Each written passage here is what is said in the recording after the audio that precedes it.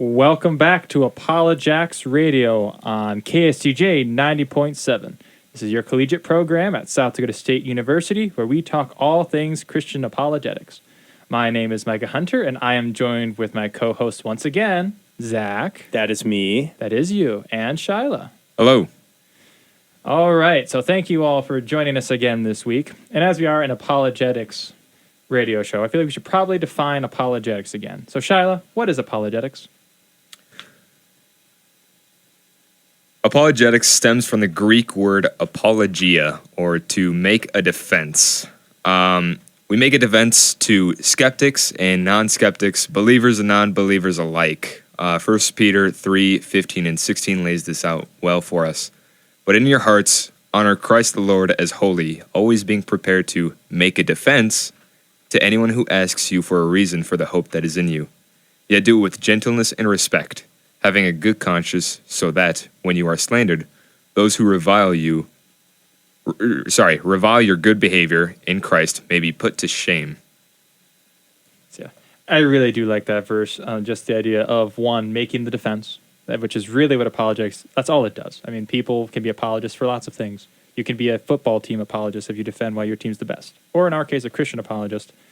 But also how big part of being an apologist is also your character, making sure you aren't giving people a reason to complain about you, so that if someone does insult you or slander you, it's baseless, and they really have no ground to stand on because you have that upstanding character. Especially as Christian apologetics. Absolutely. As Christian apologists, it's a big deal to act in a character that's humble and good, that you're not making a fool out of yourself. Yeah, I just had a conversation today, quick story time, at the booth. The one guy's biggest objection to Christianity, or kind of came out, is he was bullied by what he thought were Christians growing up, and now he's sour on Christianity, and he's in his teens, 20s now. So it sticks with you. If you don't represent Christ correctly, that can have internal implications for some people, not necessarily meaning they'll never be saved, but you can definitely put some objections up for them. So you want to make sure you are careful how you conduct yourself. So, that being said, today we are going to be studying the Lost Gospels. Zach did an excellent job presenting on this last week at Reasons on Thursday nights. So, Zach, why are you interested in the Lost Gospels? What brought you up to think about that, and why should Christians think about them? So we live in a day and age now where information is so easily grabbed. However, it's a lot harder to know where you're getting that information from, in a sense. It used to be the case that maybe you'd fall asleep on the couch or something, you'd wake up at midnight or something, the History Channel's on, and you hear something about the Lost Gospels, and it's like, what is this conspiracy theory of texts that we just found and stuff? Nowadays, it's all over the place on stuff like TikTok. Like, it's not hard to find people pulling from these Lost Gospels. So that's kind of what got me into it. And specifically what I wanted to know about is, like, just generally, what are they? What do they say? What's the point of them? Stuff like that. So that's kind of what got me into it, per se. So why is it important, do you think, for Christians to think about these? Just a brief overview. Why should we care? Yeah, so I'd argue it's very important to be historically based as a Christian. I mean, I'm not a pastor, but I've heard many pastors say that to be a good pastor, you pretty much have to have a good scope on history. And I would argue if you're somebody who's into, like, the weeds in Christianity, I guess, a little bit, maybe you've been a Christian for more than 2 weeks or so, maybe you're a lifelong Christian. Stuff like this is kind of important to understand because it's the things that people have objections about. And specifically in this situation, we have 4 biblical gospels in the New Testament. Those are Matthew, Mark, Luke, and John. But if you include this concept that I've labeled Lost Gospels, you get like 30 more books. And that's a lot of text. It's a lot of different authors. It's a lot of different stories that are out there. So really the argument gets into what is the correct one. And that's what the important thing is to grasp here. I trust the 4 Gospels in the Bible because there's reasons to trust them. But if you go on something like TikTok, you're not going to get those reasonings. You're just going to get they exist. All right. So you mentioned there's like 30 of these. So this just kind of to start with, where did these really come from? What are they? And then can we trust what we actually have currently? Yeah, so most of the time when you hear the phrase the lost gospels, what people are referring to is typically what's called the Gnostic gospels.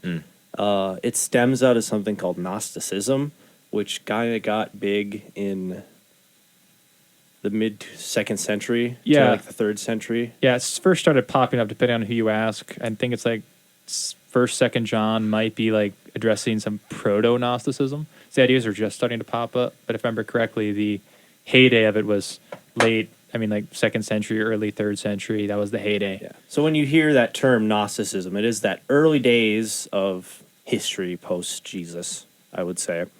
And there's a lot of text. Like I said, there's 50 books. 50 books. Yeah, 50 books. I think I wow. said 30 last. It's 50 books. And it's a group of texts that we've always known have existed, but we never really had physical evidence for them, like manuscript evidence. However, that kind of changed in 1945. There's this place in Egypt called Nag Hammadi. And in 1945, there's a guy named Muhammad Ali. He's not the boxer. He's a guy that lives in Egypt. That's too bad. Yeah, he didn't fist fight people. But he kind of stumbled upon this library of texts next to a monastery. And the story's wild. I'm not going to get into it today, but if you're curious, look up that story. But in this library of texts, he found 13 codices, which would be like 13 collections of books, kind of like a Bible would be a codice of the books of the Bible. Yeah, codex, just for if you're not familiar with the term, your book, it like opens up, has leaves all in a binding. That is actually what a codex is versus a scroll being rolled out. So when you hear the term codex, like you said, it's a collection of the different books within a bound volume, correct? Yes. So in those 13 codices that this guy found, there was over 50 books were represented. Wow. Manuscript-wise. So they weren't like full text. Like we don't have like the full Gospel of Peter, for example. But we have bits and pieces, and then there's some text that we do have full of, stuff like that. But this was kind of the big find. And if you go on like the History Channel or something, they're going to talk about this because it is recent. Like 1945 in the scope of history is like yesterday. Like that's big news. But I'll kind of hark again on the Gnosticism because you kind of need to understand Gnosticism to be able to understand what these texts usually teach. So what does the word even Gnosticism even mean? So I think that's a good place to start. The first part of that word of Gnosticism is gnosis. It comes from the word gnosis, which is like the Greek for knowledge. So Gnosticism basically is a knowledge-based religion in a sense. It's very similar to Buddhism, I would say. I've done a little bit of study into that side of things, but not extensive. But if you know the concepts of like Buddhism and Hinduism, they're very similar in Gnosticism. It's a spiritually enlightened thought process where kind of you have your spirit and the body, and you have the dichotomy between these two. And specifically in Gnostic like teachings, oftentimes the body is evil and the spirit is good. So you find this teachings of like whatever you do to your body doesn't actually matter. So there's nothing that you can like live or do that would actually harm you in any sense of way. But your spirit is what you need to actually focus on. And eventually the goal is to escape your body and then basically live in the spirit, which is the only real reality. So you're basically saying you can't, in their view, sin with your body. Yeah, exactly. So you can't say you go murder somebody. That's not necessarily bad because it's just your body. Like you're not doing anything to your body unless there's some implication that that affects your spirit. I'm not a Gnosticism expert per se, but say like partying, something like that. Interesting. Like, say you get drunk. You do bad things to your body. You cut your arm, cut your finger off or something. It doesn't matter because your body's not real anyways. Interesting. But essentially what I'm expanding on the point that it's not Christianity in the Orthodox sense. These are very different things. That kind of leads us into these texts because oftentimes the reason these texts exist is to kind of either prove a point or tell a story.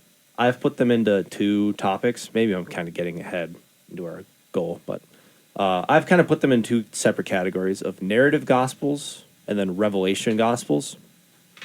The narrative gospels are those like stories. There's like infancy accounts, which account for Jesus's growing up years, what we refer to kind of as the lost age. Yeah, that'd be like- lost years of Christ. They have like the infancy gospel of Thomas, right? Yep, infancy gospel of Thomas is like the big one. But you also have like resurrection accounts where they'll portray the story of the resurrection or the death and the resurrection in a different way than we find in Matthew, Mark, Luke, and John, which is interesting. But then those revelation gospels, those are like Gnosticism punching you in the face. Like you have the secret sayings of Tom, like the Gospel of Thomas, which is different than the infancy Gospel of Thomas. You have stuff like the Gospel of Thomas that starts with these are the secret sayings of Jesus Christ. And it's just filled with like, these are the things you need to know in order to get to heaven, essentially. But those are kind of the two categories. Interesting, yeah. So do all these come from about that same time period, Zach? All these different gospels, or are there like different time periods for these? Yeah, so when you're talking like Gnostic Gospels, those pretty much exclusively come from the 2nd century to like the 3rd century. There's some that maybe get into the 4th century, but typically 2nd century is like pretty spot on for most of them. Yeah, if I remember correctly, even with Gnosticism, by the Council of Nicaea, it had really fallen out of popularity. Yeah. So it was really kind of a short time. They're still around, though, to some extent. There are still some Gnostics floating around and some semi-Gnostics. Yeah. But the Lost Gospels, and the reason why I use that title is because there is more than just the Gnostic texts. There are some like modern forgeries, for example. I have 3 examples that we might talk about today. Okay. But there's modern forgeries as well that come from like 17th century, 19th century stuff, even that late. But most typically they're from that 2nd century. Interesting. And majority of them came from Nag Hammadi in Egypt, correct? Is that what you said? That's where we like- found the first ones? Or the biggest of them? That's just like the biggest Okay. find. It was like the most impactful historical find, archaeological find. Yeah. Maybe would be the best way to say it. We've known these things have existed pretty much forever. Okay. That brings up a really good point. So how do we know they existed? Where did we get that information before finding them that we knew they were around? So there's kind of 2 ways. The first way is that the church fathers, like the early church fathers, explicitly talked about them. Oh, okay. There's this guy named Irenaeus. He actually wrote a book called Against Heresies. I think this is like the 3rd century or so, maybe the 2nd Irenaeus century. would probably be 3rd century. 3rd century. But he actually wrote a book where he like explicitly names Gnostic texts and says like, this is bad, this is heresy. Interesting. So even back then, people knew they existed. It wasn't necessarily a secret. It wasn't a surprise. But a lot of them have been found recently. The second way we've kind of known their existence is just finding manuscripts. For example, if you read something like Irenaeus and he talks about the Gospel of Thomas, he's actually talking about the infancy Gospel of Thomas. Oh, interesting. So the Gospel of Thomas, which is, sorry, that's confusing, but that's what they're named. The actual like thing we refer to now as the Gospel of Thomas, we have just found ourselves. It's never explicitly stated, as far as I've found in the church fathers or anything of that Interesting. So was this a gospel written about Thomas? Written by Thomas, sorry. kind. No, but it's trying to essentially claim the authorship of Thomas, which I think we'll probably save for later. That's just kind of one of those things that... Now I'll get into it now. May as well. The reason why they have the names like the Gospel of Thomas, for example, is because modern forgery and ancient forgery work a lot differently. Nowadays, say, Shyla, you got a homework assignment. Say you have to write a paper, okay? And you want to do good work. Like, you want to get a good grade. So you're going to go find this really awesome paper that somebody else wrote, and you're going to implement it into your own work and try to, like, slide it in and make it your own, right? That would be the way you would do it for, like, a homework assignment, because obviously you're the one that needs to get credit for it, so you're going to put your own name on there. Ancient times, it kind of worked backwards from that. Ancient times, often what you do is you take somebody else's name, so say, I'm writing a paper, Shyla, but I want people to take it seriously. And I have this guy I know of, his name is Shyla, and people trust him on the topic, stuff like that. I'm actually going to write my own points, and I'm going to write all the things I want to make people live out. And I'm going to take your name and put it on my work. So then people take it seriously. You see the difference there? Mm-hmm. Yeah. So, and what is the goal of, say, you writing your own document and then putting a trusted name over it? What agenda are you trying to push? Are you trying to push an agenda? Well, especially with like Gnosticism, they're trying to push Gnostic ideology. Like, they're trying to make it so, for example, the Gospel of Philip, Peter, which one? I'm trying to remember which example it is. But oh no, it's the Gospel of Judas, I think. Judas. That yeah. talks about like women aren't worthy of life. No, that's Thomas. That's Thomas. Yeah. Yes, Gospel of Thomas. Sorry, I snapped in the microphone. But Gospel of Thomas like says that women are not worthy of life. Mm-hmm.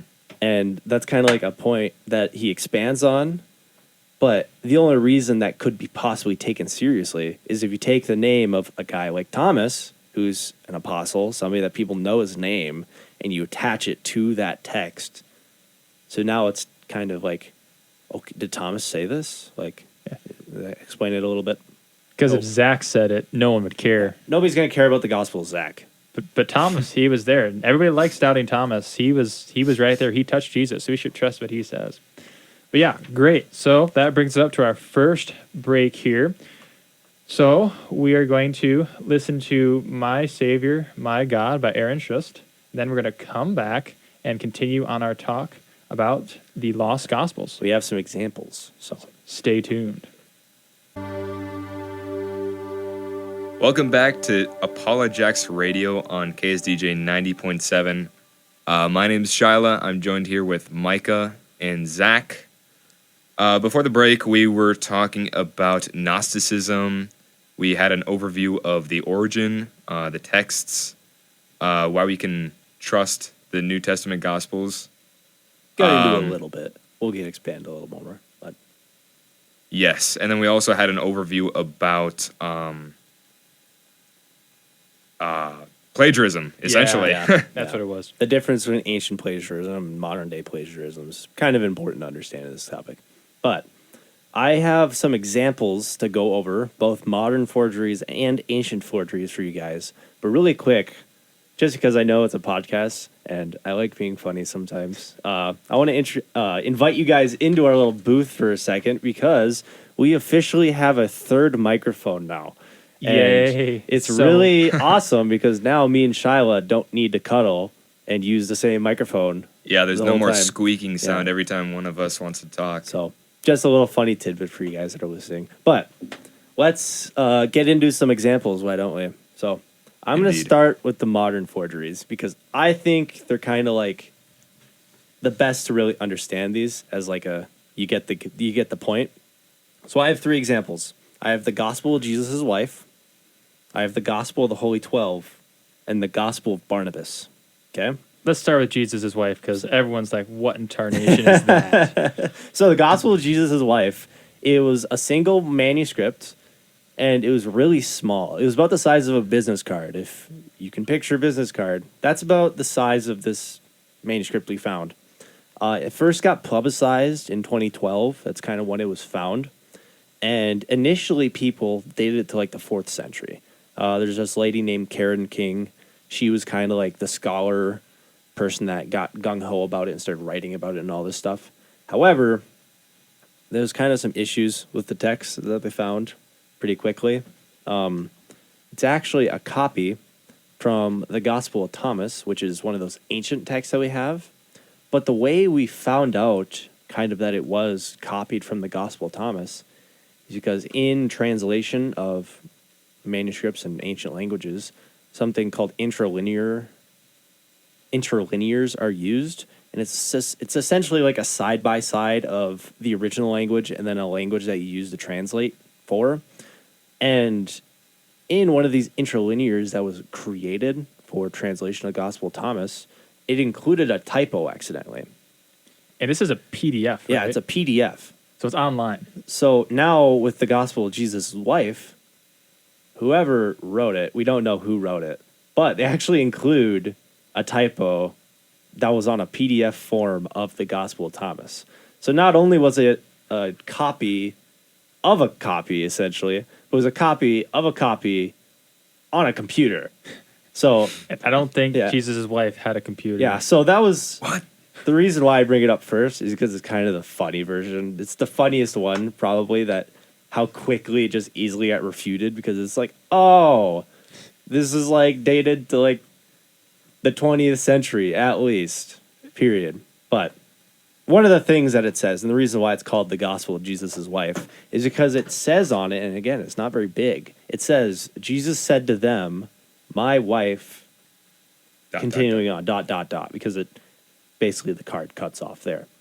But that's the Gospel of Jesus' wife. It's probably the funniest one I have for you guys. But moving on, the Gospel of Holy 12. This one's very interesting, I find. It was published on July 30th, 1898, in the Lindsay and Lincolnshire Star newspaper. So it's actually from a newspaper that the original publicized version of this was in a newspaper. But the people who wrote the article essentially referenced a manuscript that they found in the monasteries of Tibet. Okay? Of course, this manuscript's never actually produced, so that's kind of one of the reasons we know it's That's always suspicious. one of the reasons we know it's a modern forgery is because they were never actually producing the manuscript they said they claimed to have. But this one, the Gospel of the Holy 12, was actually written, if you read it, it's written kind of to promote veganism and animal rights, which is very interesting. I would recommend you go read this one. This one's like kind of a hoot to read. I have two verses for you, or one verse and then one chapter title. Chapter 38, verse 4. I'll just read it verbatim. And the flesh of slain beasts in his body will become your own tomb. For I tell you truly, he who kills, kills himself. And whoso eats the flesh of slain beasts, eats of the body of death. That's Lection 38, verse 4 again. I'd be in trouble. Yeah, so if you read that, it's trying to prove a point, right? It's saying you can't eat meat or you can't kill meat because if you kill meat, then you basically kill yourself, is the argument it's making. That's why we say kind of, it seems to be proving that, or trying to persuade people to be vegans, for example. Now, just real quick, do we see anything like this in the Old Testament? We have Jewish law about meat, but there's not necessarily vegan commands. Like, you can still eat. To the contrary, in Genesis, is it 6 or 7? Anyways, right after the flood. Oh no, I did it. Micah's upset with us right now. Anyways, I'm going to say in 6 or 7, after the flood, that's the main thing. God renews the covenant with Noah, and part of that, it says specifically, he gives him the animals to eat. So this is actually in direct contradiction to Revelation in the Old Testament. And also New Testament with Peter in Acts. It says, arise, kill, and eat. And also one other place in the Gospels, it talks about Jesus says, and by this he made all foods clean. So it's kind of all over New and Old Testament that, yeah, you can eat meat. So it's very much a contradiction. this is What about- actually this is something that you find very frequently in these lost gospels. Is you find text that either doesn't correlate with Old Testament teaching, for example, or it just outright refutes it. Like in this case, I would say it doesn't correlate because it's not saying it kind of does is. contradict in a It sense where it's like explicitly saying you can't eat meat lest you die, essentially. Like eating meat is evil, but the Old Testament teaches that. Yeah, and even New you are Testament given a little the animals bit. of the planet Yeah. to eat, for example. One final example, Jesus feeds the 5,000 fish, right? He Doesn't doesn't he? feed 5,000 fish. Oh, well, fish. Yes, I and- know. I'm just giving you some crap. Everybody, I would say most people know about the story of feeding the 5,000. However, the Gospel of the Holy 12 maybe misremembers it a little bit. Chapter 29 is the chapter title, and the chapter is titled "The Feeding of the 5,000 with 6 loaves," which already is different because I think it's originally 5 loaves, 5. right? But 6 loaves and 7 clusters of grapes. That's not correct. It's 2 fish, if I'm remembering. It is 2 correctly. fish, yeah. It's 2 fish. So in the original story, the Matthew, Mark, Luke, and John, or wherever it's found. You have feeding of 5,000 with 5 loaves and 2 fish, but Gospel of Holy 12 has to change that to make it fit its perspective. Feeding of the 5,000 with 6 loaves and 7 clusters of grapes. Because fish aren't vegan. Yes. Let's move on, though, if you So, don't yeah, mind. so the Gospel of Barnabas you mentioned, right? Yes, the Gospel of Barnabas. This one's probably the one that is the most it's not just a joke, essentially. So who is Barnabas? I mean, is that a guy we should know from Scripture? I recognize the name. I can't remember now off the top of my head where he's See, from. where is he? Oh yeah, he is It's- the. Do you remember? Yeah, it's the guy that Pontius Pilate was supposed to crucify. No, but that's Jesus, Barabbas. Oh, I thought he had it. Close. Barnabas. Yeah, Barnabas is the guy who takes Paul under his wing. So he's like Paul's missionary companion. So he is also a big missionary in the early church. So that's Barnabas. So yeah. So it's a name that people would recognize. and someone who's been very influential along with Paul. Yes. Yeah. Okay, so the That's Gospel of Barnabas. We have 2 copies of this manuscript. We have one that's in Italian and one that's in Spanish.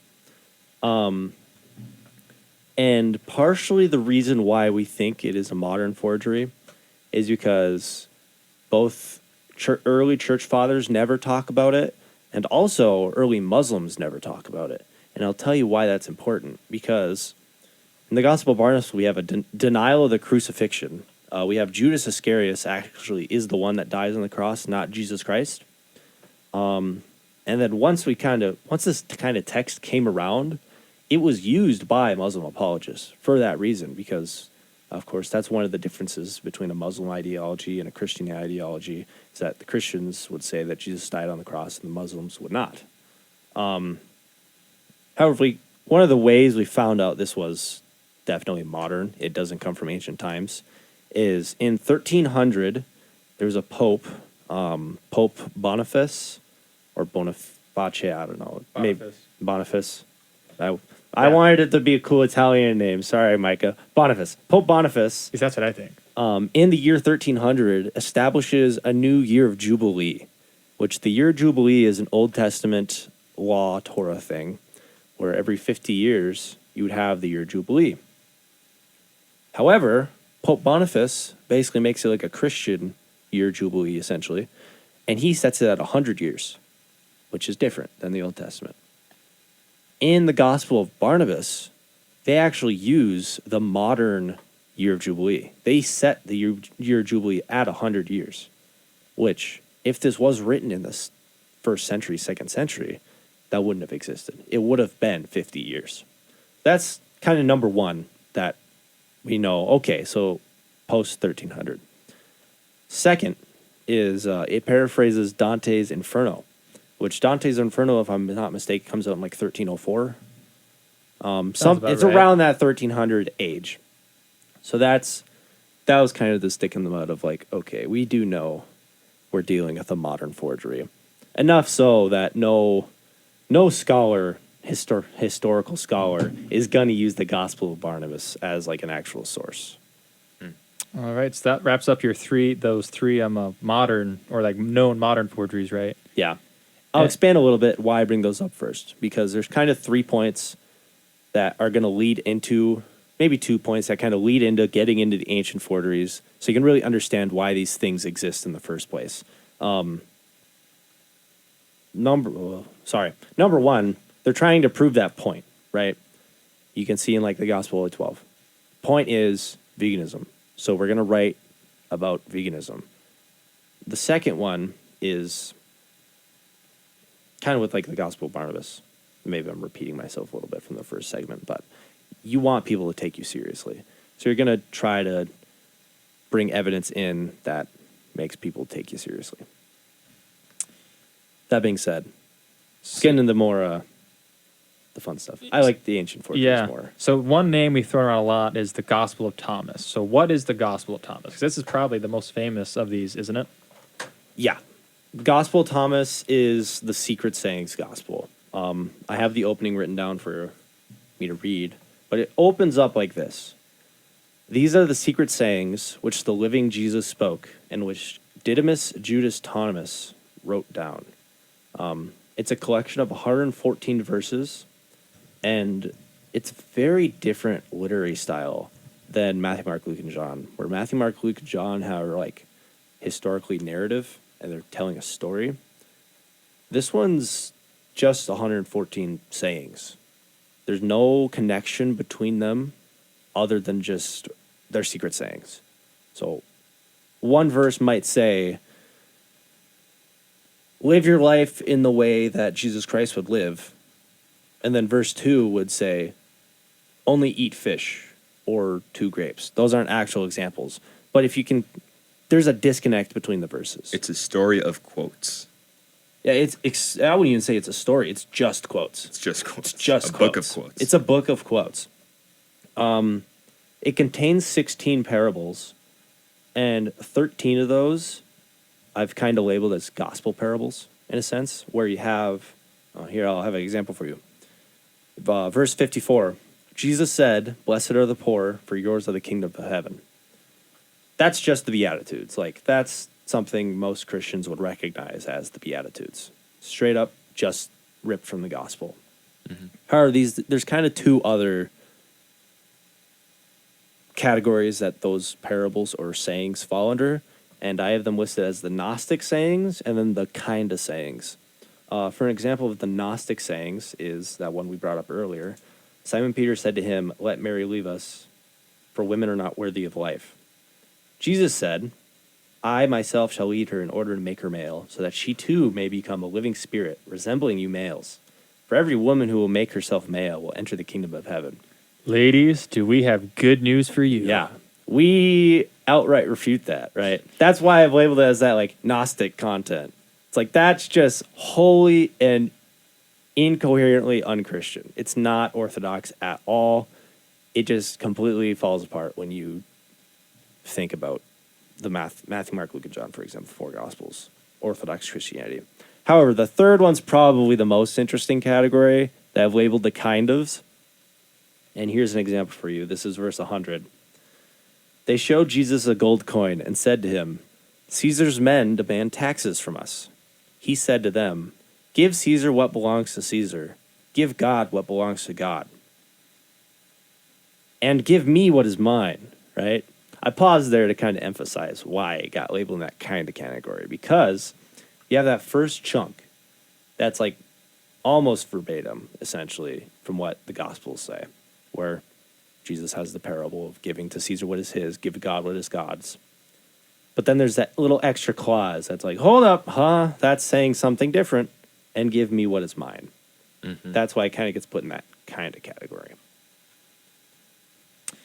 All right, so that's the Gospel of Thomas, correct? Yes. So how is that different than the Infancy Gospel of Thomas? 'Cause that's a fully different book, right? The Infancy Gospel of Thomas is, a completely separate book. It's very different. I had mentioned earlier that there's the narrative Gospels and then the Revelation Gospels. The Gospel of Thomas is what would fall under that Revelation Gospel, where you have, like, sayings. Here's the things you need to know. Here's the secret knowledge that you need to be saved, essentially. The Infancy Gospel of Thomas is a narrative gospel, where it's essentially just telling a story about Jesus growing up. To get into some details on that, growing up, Jesus apparently was terrifying. Or if you were to trust the Infancy Gospel of Thomas, he was kind of a bully. He was very violent. He would kill people. There's a story where he essentially kills a kid because he bumped into him. He's a frightening child. This is chapter 8, verse 4. Nobody dared to make him angry because they did not want to be cursed or crippled. That's verbatim from the text. And for right reasons. Like I said, he cursed a boy who bumped him, and then he blinds his parents, actually, too. That's another thing he does. He blinds the parents of the child he kills because his parents were complaining. But maybe on a more serious and less jokey. There's a story in the Infancy Gospel of Thomas where it's on a Sabbath. Jesus is on the beach or something, or somewhere, but he has clay, and he forms 12 clay birds, clay sparrows. And then after he's done forming them, he actually makes them into real sparrows. It's a very interesting story. A very interesting story. Micah Micah Yeah. has something to say. Micah's the one that brought this up as something we should talk about. Yeah, that specific story is actually included in the Quran. So if you've read the Quran at all, it's a lot of jumbled stories. Some you'll recognize from scripture, some you won't. And then you read into this one, which is in the infancy gospel of Thomas, which is a Gnostic text. So it's really interesting that somewhere along the line, Muhammad picked up this Gnostic text, stuck it in the Islamic view of who Jesus is, included that specific story of him making the 12 clay birds and then flying away. So just a fun side note there of wow, this stuff was still around in the time of Muhammad in the 600s. I'd argue it's even more than just a side note because it really, if you look at the creation of the Quran, for example, these are the texts that would have been accessible. Yeah. Muhammad wasn't in the Roman Empire. He wasn't able to, or he wasn't part of the group, the in-group that was like, yeah, Matthew, Mark, and Luke, and John are obviously the four Gospels. All these others are forgeries for reasons I'll expand on later. But he wasn't in that group, so you don't necessarily know what's right and what's wrong. He was using what he had access to. He was using what he had Stuck access that to. into Islam and got Jesus very wrong. Yeah. But that's the infancy Gospel of Thomas. So we'll do one more example really quick. Let me pick. I have four more, so I want to pick a good one. Let's do Peter. I love the Gospel of Peter. Do the Gospel of Peter. So the Gospel of Peter is another narrative example. It details a resurrection story, essentially, from Jesus going to the cross, dying, quote-unquote dying, I would say. But it actually denies some of the teachings that comes from it. It denies the physical nature of Jesus, which is very Gnostic. It denies him having like a physical body. Verse 10 is where we kind of get this from. And they brought two wrongdoers and crucified the Lord in the middle of them. But he was silent as having no pain. The reason why that's put there is because Jesus wouldn't feel pain because he wasn't a body. He was a spiritual being because spiritual beings are good. Jesus is good, therefore he wouldn't have a body. Some little fun things that happen in that story, though, is it changes the witnesses. So in Matthew, Mark, Luke, and John, women are the first people to see the resurrected Jesus or see the tomb is empty. Yeah. Which is a little bit of a problem in the ancient world because the ancient world didn't respect women's opinions, essentially. The short way of saying that. Yeah. But it changes that so it makes it a crowd of men that see Jesus' resurrection. Isn't it even the Pharisees, I think? I think it's the Pharisees / the Roman soldiers. They actually include the part about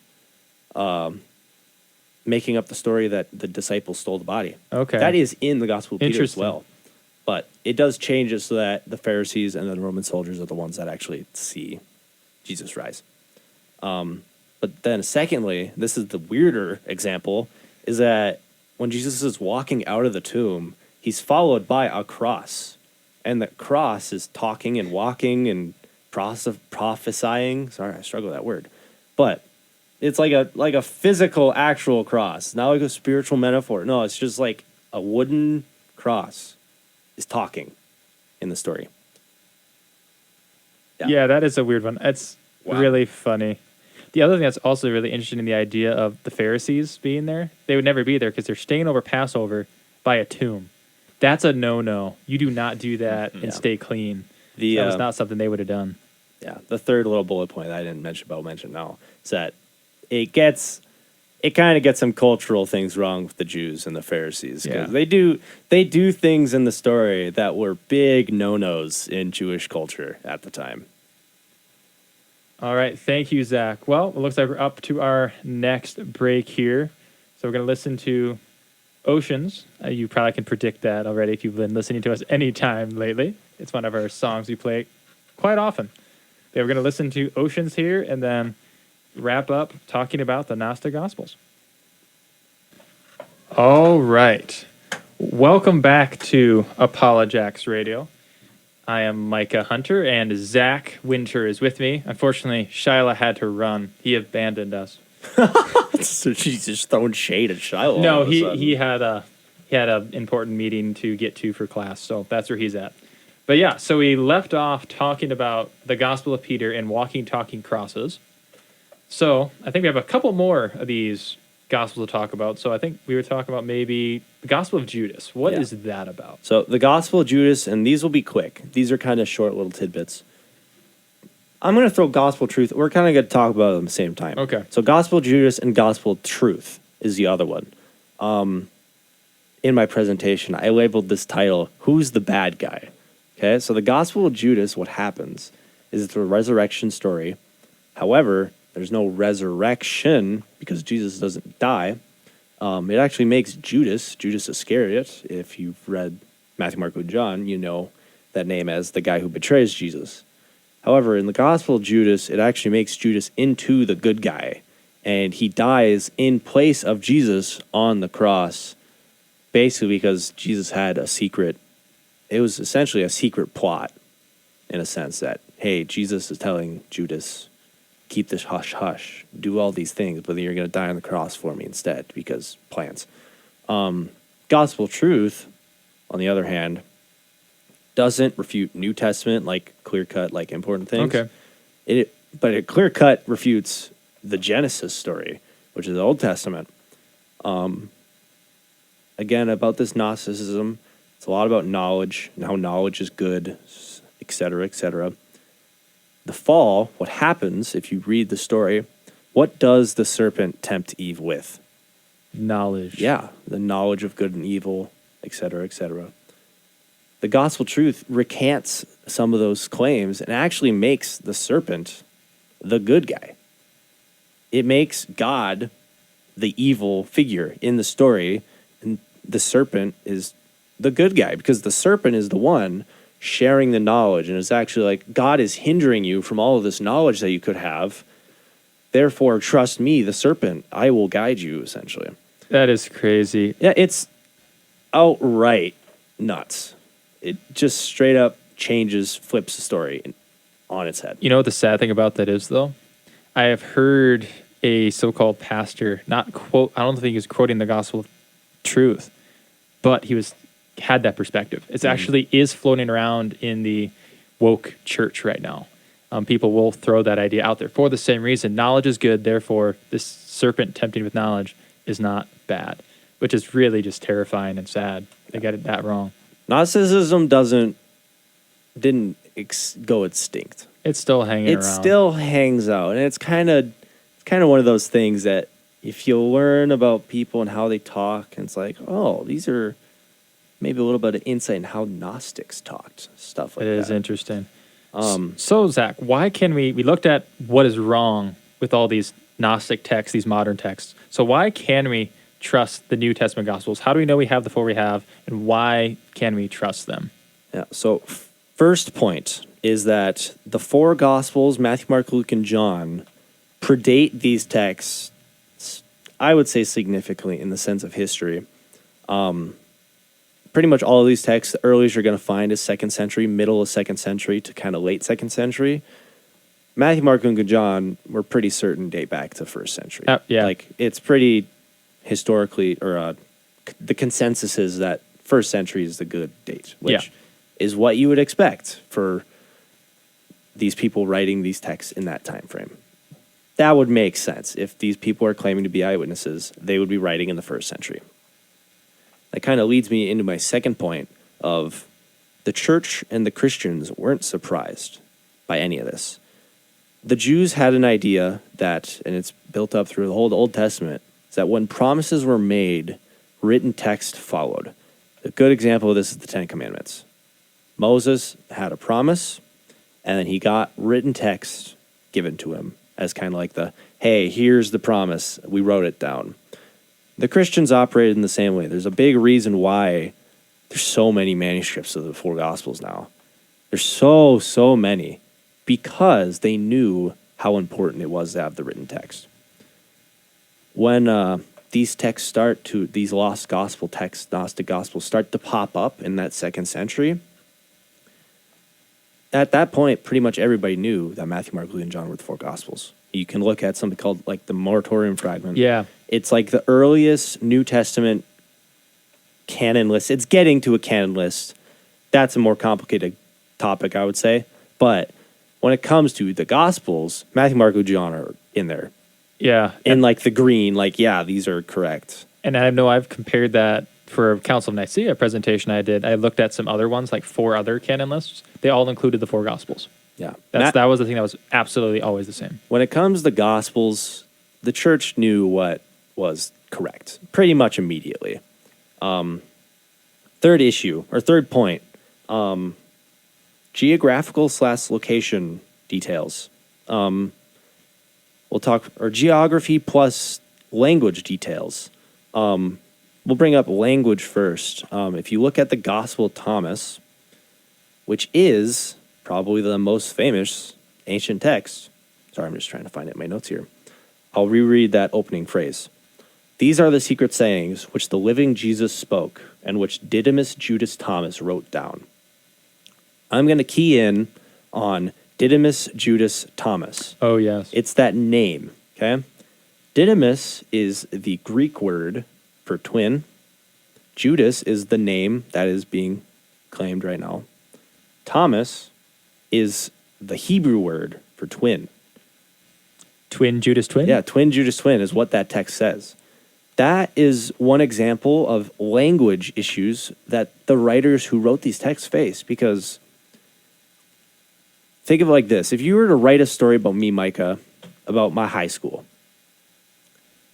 I'll get into this with the geography too. So geography, it's hard to write about a place you don't live in. If you live in Egypt, it's hard to write about Jerusalem.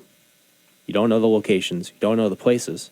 So we're going to combo that with this kind of thought experiment of, I want you, Micah, or you listener, to think of a story. Try to convince people of a story about Zach Winter, me, high school day. Say I got out of school.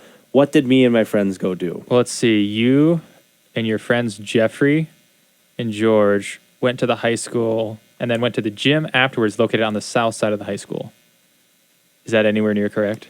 The gym is on the south side. That's correct. Okay. I don't know a Jeffrey or George that I was friends with in high school. And you played basketball because Jeffrey and George and you are all like really tall. Yeah. See, these are kind of the details that you kind of have to just take a guess. It's impossible to get them really correct. I mean, nowadays you go look at a yearbook, maybe you can get some of my names right, but who says I'm friends with them? But you couldn't really do that in ancient times either. Like, that's definitely a modern thing. It is easier to make forgeries nowadays. Back then, it was hard. Like, if you didn't live in Jerusalem, you had no idea, bro. And isn't there something with names as well? Yeah, so names it's probably my favorite one. The Jews were very spread out over the lands. I mean, there's Jews in Egypt and there's Jews in Jerusalem, stuff like that. But what we find is that these names are geography based, where if you look at the Jerusalem area, the most popular names were stuff like Thomas, Peter, Judas, etc. Jesus. Jesus. In the was- first century. Yeah, it was a popular name. If you look at how these texts write, so say the Matthew, Mark, Luke, and John, when you have these popular names, they have something called the qualifier. So you have Simon, Peter. That is a qualifier because Simon's a popular name, so you have another name that's attached to it. If you use that same kind of test on these lost gospels, oftentimes either, number one, you'll find names that are popular in Egypt at the time in the Jewish culture. You won't have names like Peter or Judas, or actually you might have Judas, but Peter or Thomas, those names won't exist because in Egypt different names are popular.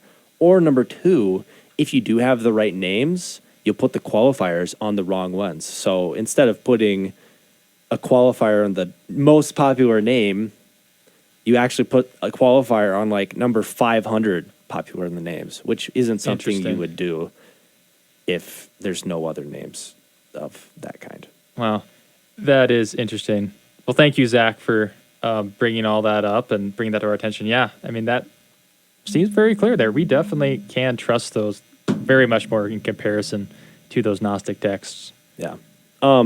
Maybe a little bit of, I'll be quick. Maybe a little bit of practical advice for you guys that are listening, is we do live in the day and age of TikTok. If you ever hear something that's a little funny, probably it's good to assume it's coming from one of these texts. Interesting. There's a name, Billy Carson. He's a big guy in the TikTok field. Talks about aliens and stuff all the time. He's often quoting Gospel of Holy 12, which is a modern forgery, and even, but I digress. But yeah, that's great. Thank you, Zach, for sharing all that. What should be our challenge this week? I'd say maybe read one of these Gnostic Gospels. Do you have any you'd recommend? Because these are good to be informed about. Yeah. If you want to read a modern one, I would read the Gospel of the Holy 12, Okay. just because it's kind of fun to read. If you want to read an ancient one, though, I would say probably the Gospel of Thomas or the Infancy Gospel of Thomas. One of those two is going to be good, or maybe even the Gospel of Truth, but that one's a little harder to find. So Gospel of Thomas or Infancy Gospel of Thomas would be a good one to read. All right, great. So, well, we're out of time here. So thank you all for listening to Apologetics Radio here at SDSU. Join us. Well, probably not next week. We've got spring break next week. So we're going to have a week off, and then we'll be back in it the week after that. So I'm just going to pray for us here and then pass us on to the music again. Dear Heavenly Father, I do thank you that you have preserved your word and done it in a way that we can know what is true. These little things about names that no one knew about the time, and yet now we can look back and be confident that what you've written is true from what you left behind. Thank you, Lord. Help us to trust you more in your text and just glorify you for the text you have preserved, and then use this information to point people to the truth in you. And I pray this in Jesus' name. Amen. Have a good week, everybody.